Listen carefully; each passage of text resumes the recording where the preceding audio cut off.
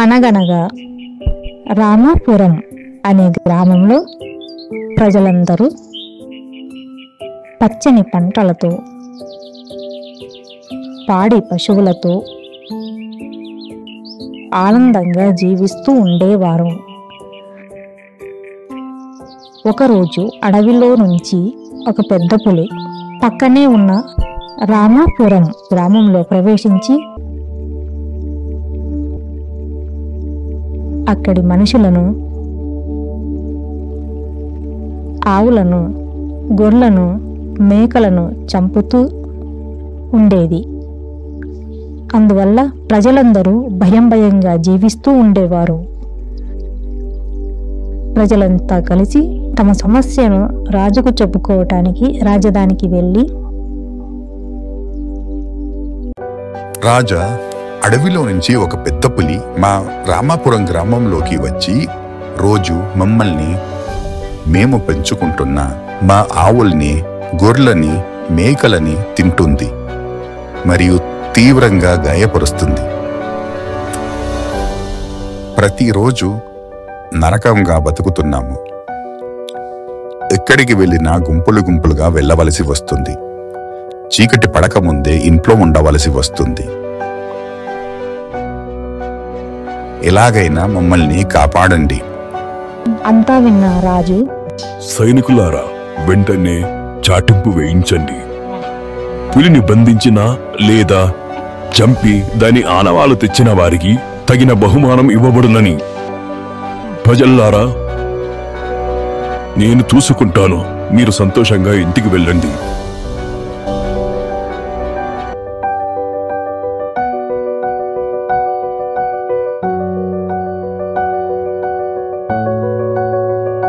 అదే ఊర్లో ఒక రైతు ఒక గాడిదను మరియు ఒక కుక్కను పెంచుకుంటూ ఉండేవాడు. కానీ ఆ రైతు ఆ గాడిదకు మరియు కుక్కకు సరిగ్గా కడుపు నిండా తినడానికి తిండి పెట్టేవాడు కాదు. అన్నా, ఏమైందన్నా అలా ఉలికిపడి నిద్రలేచావు? ఏమీ లేదు తమ్ముడు, ఒక మంచి కల వచ్చింది. నేను పచ్చటి పొలంలో చటి గడ్డి మేస్తూ ఉన్నట్టు, నన్ను ఎవరో రైతులు కర్రలతో తరుముతూ ఉన్నట్టు కల వచ్చింది. ఇప్పుడు తెల్లవారుజామున వచ్చిన కలలు నిజమైతాయంట. సరే, పడుకో.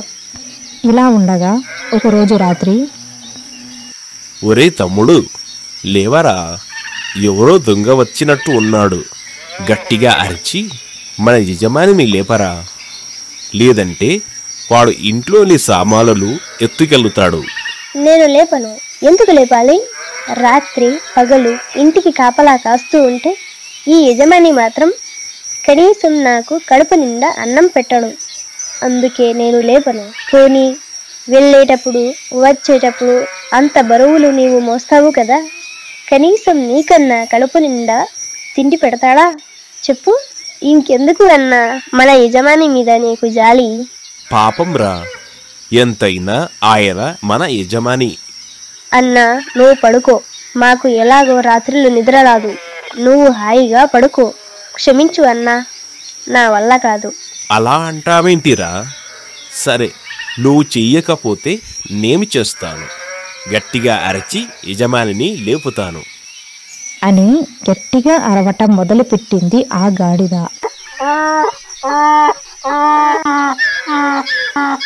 ఆ అరుపులకు యజమాని నిద్ర నుండి లేచి, అబ్బబ్బా, ఏమిటి ఈ గాడిద గొంతు? నా బంగారం లాంటి నిద్ర చెడగొట్టింది. ఉండు, దీని పని చెబుతా అనుకుంటూ కోపంతో మూలకుండా ఒక కట్టె తీసుకుని బయటకు వచ్చి గాడిద వీపు మీద గట్టిగా ఒకటి కొడతాడు.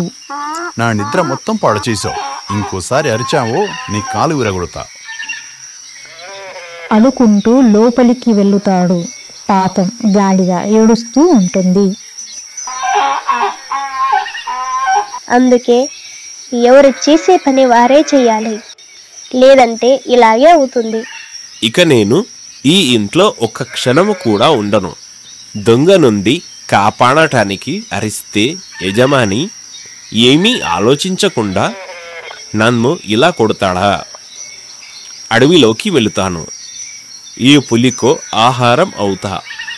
ఇంకెక్కడ పులి? అది ఊర్లోనే తిరుగుతూ ఉందంట. నువ్వు అడవికి వెళ్ళినా పెద్ద ప్రయోజనం లేదు, కానీ ఇక్కడే ఉండు నోరు మూసుకొని.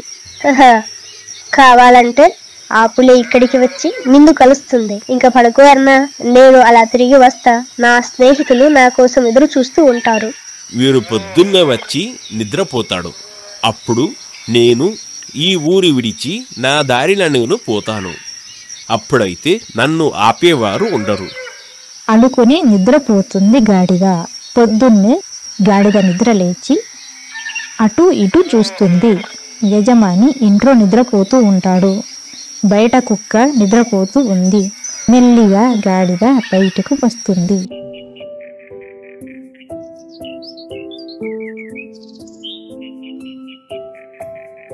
ఇందు మూలంగా రామాపురం ప్రజలకు తెలియచేయడమేమనగా, పులిని బంధించిన వారికి లేదా పులిని చంపి ఆనవాళ్ళు తెచ్చిచ్చిన వారికి తగిన బహుమానం ఇవ్వబడును. రోజులు గడుస్తూ ఉన్నాయి. ప్రజలందరూ భయంతో అవసరం ఉంటే తప్ప రాత్రి వేళలో బయట తిరగడం మానేశారు.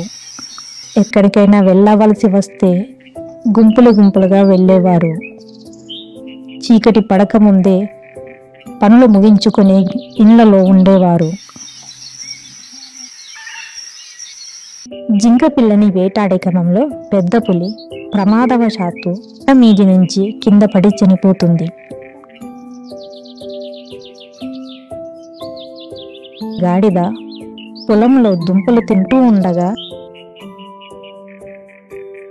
రైతులు కొంతమంది దానిని వెంటపడి కర్రలతో కొడుతూ ఉంటే ఆ గాడిద అక్కడి నుంచి అడవిలోకి పారిపోతుంది. ఏమి మనుషులు వీరు! గాడిదనని కూడా జాలి పడకుండా ఇష్టం వచ్చినట్టు కొడతారు. ఇంతకు వీళ్ళకు మనసుందా? అమ్మో, కొద్దిగుంటే చచ్చిపోయేవాణ్ణి. అదే ఊర్లో నివసించే రాఘవ పని మీద పొరుగురు వెళ్ళి తిరిగి అడవి మార్గం గుండా వస్తూ ఉండగా చనిపోయి పడి ఉన్న పెద్ద పులిని చూసి దారికి అడ్డంగా పడుకుందేమోనని భయంతో వణికిపోయాడు. ఎంతకీ అది కదలకపోవటంతో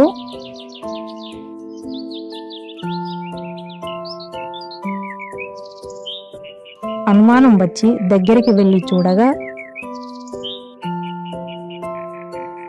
అది చచ్చిపడి ఉంది. అప్పుడు రాఘవ ఇలా అనుకున్నాడు, అమ్మయ్యా, ఇది చనిపోయిందా? నేను ఎంత భయపడ్డాను. ఈ పులి వల్లే కదా మేమంతా భయంతో బతుకుతున్నాము. ఇప్పుడు ఇది చచ్చిపోయింది. రాజుగారు చాటింపు వేసినట్టు పులిని చంపి ఆనవాళ్ళు తెచ్చిచ్చిన వారికి తగిన బహుమానం ఇవ్వబడును. ఒక పని చేస్తే నేను ఇప్పుడు దీని చర్మం వలిచి రాజుగారి దగ్గరికి తీసుకువెళతాను. ఇది నేనే చంపానని. అప్పుడు నాకు మంచి బహుమతి ఇస్తాడు.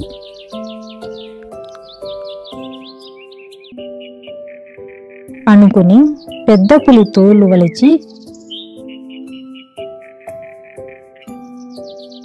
ఒక కొమ్మకి తగిలిచ్చి తాను కాలు చేతులు కడుక్కోవటానికి పక్కనే ఉన్న చెరువులోకి వెళ్తాడు. ఇంతలో గాడిద పరిగెత్తుకుంటూ వచ్చి ఆ చెట్టున తగులుతుంది. ఆ దెబ్బతో ఆ చెట్టు కొమ్మ నుంచి పెద్ద పులి చర్మం గాడిద మీద పడి అది పెద్ద పులిలాగా కనపడుతుంది.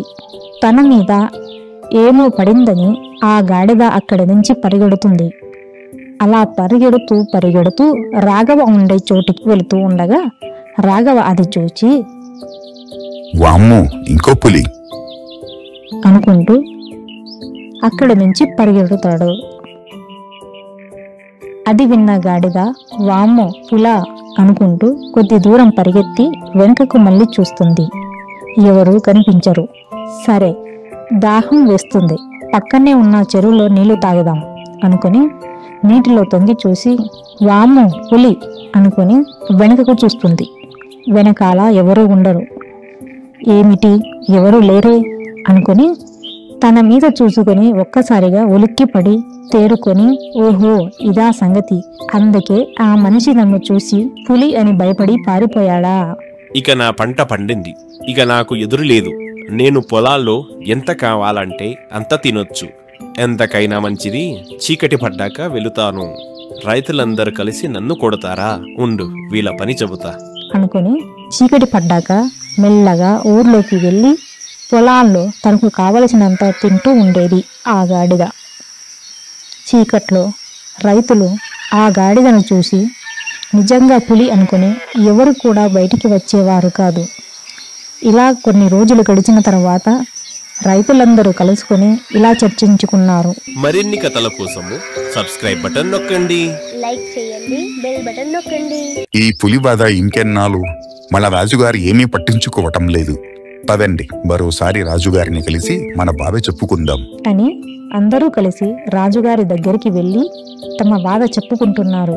రాజా, ఆ పెద్ద పులి ఇంతకు ముందు అప్పుడప్పుడు వచ్చేది, కానీ ఈ మధ్య ప్రతిరోజు వచ్చి మా పొలాల్ని పాడు చేస్తుంది అని చెబుతారు. రాజుగారికి అనుమానం వచ్చి ఎవరినైనా గాయపరిచిందా అని అడుగుతాడు. దానికి రైతులు, లేదు ప్రభు. రాజుగారికి అనుమానం వచ్చి అయితే ఇది పెద్ద పులి పని కాదు, ఇంకా ఏదో ఉంది అనుకుని సరే ఇదేదో చూద్దాం అని ఎవరక్కడ? సైనికులారా, మీరు ఆ ప్రజల వెంట వెళ్ళి ఆ పులి సంగతి ఏంటో తేల్చండి. రాజుగారు సైనికులను పిలిచి రైతుల వెంట పంపిస్తాడు. రోజులాగే చీకటి పడడంతో అడవి నుంచి గాడిద పొలాల్లోకి వచ్చి తనకు కావలసినంత తినడం ప్రారంభించింది. సైనికులు చెట్ల వెనకాల ఉండి అంతా గమనిస్తూ ఉన్నారు. సైనికులు భయపడినప్పటికీ తర్వాత తేరుకొని, అరే, పులి అయితే జంతువులను మనుషులను వేటాడుతుంది, ఇదేమో పొలాల్లో చెట్లను పండ్లను తింటుంది, ఇది ఖచ్చితంగా పులి అయి ఉండదు అనుకుని ధైర్యంతో ముందుకు వచ్చి వెంటపడి పారిపోతున్న గాడిదను పట్టుకొని చూస్తే ఆ గాడిద పులి చర్మం కప్పుకున్నట్లు గుర్తిస్తారు.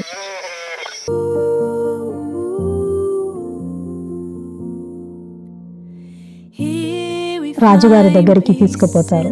అప్పుడు విషయం తెలుసుకుని సభలోని వారంతా నవ్వుకున్నారు.